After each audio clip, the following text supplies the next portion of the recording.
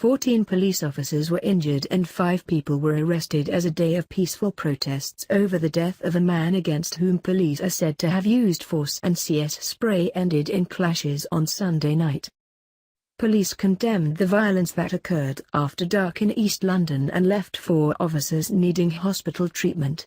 Earlier in the day, demonstrators had gathered to demand justice over the death of Edir Frederico Da Costa.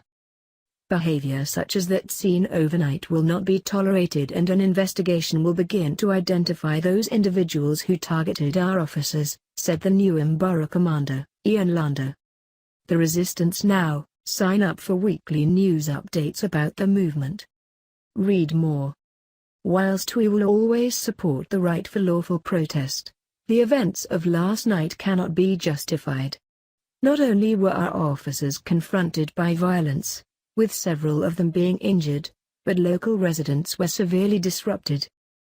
Demonstrators were angry at the treatment of Da Costa, a 25-year-old mechanic and father to a toddler, who was one of 3 people in a car Met Police officers stopped on the 15th of June. Scotland Yard initially said he became unwell and had swallowed a large quantity of drugs, but the police watchdog later said they believed officers used force and CS spray during the arrest. Da Costa, known to friends as Edson, died 6 days later. His family have said they believe he suffered extensive injuries, but the Independent Police Complaints Commission, IPCC, said a preliminary post-mortem contradicted that. Many of the protesters highlighted the allegation that Da Costa was brutally beaten by police and aligned his case with other high-profile deaths of black people after contact with the police. The demonstration started on Sunday afternoon at Forest Gate Police Station, near the scene of the arrest, and protesters marched peacefully from there to nearby Stratford, before returning to the station later in the evening, when they held a minute's silence in Da Costa's memory. Later, however, police said that some members of the crowd, many of whom had not been involved in the original protest, threw bricks, bottles and fireworks at officers. Some small fires were also lit, though they were quickly put out. Officers said a small section of the crowd remained until the early hours of Monday and continued to throw missiles at police. 14 officers received injuries, 4 of whom were taken to hospital for medical treatment.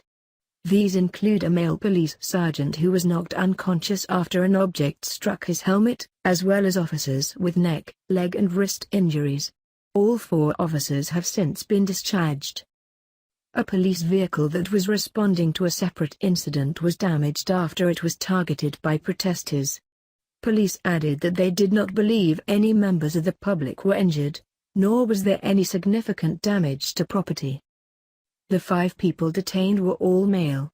2 men aged 26 and 22 and a 16-year-old were arrested on suspicion of criminal damage. 2 men aged 19 and 26 were arrested on suspicion of violent disorder, with the former also arrested on suspicion of criminal damage. 2 of the 5 remained in police custody on Monday. The others were released pending further investigation.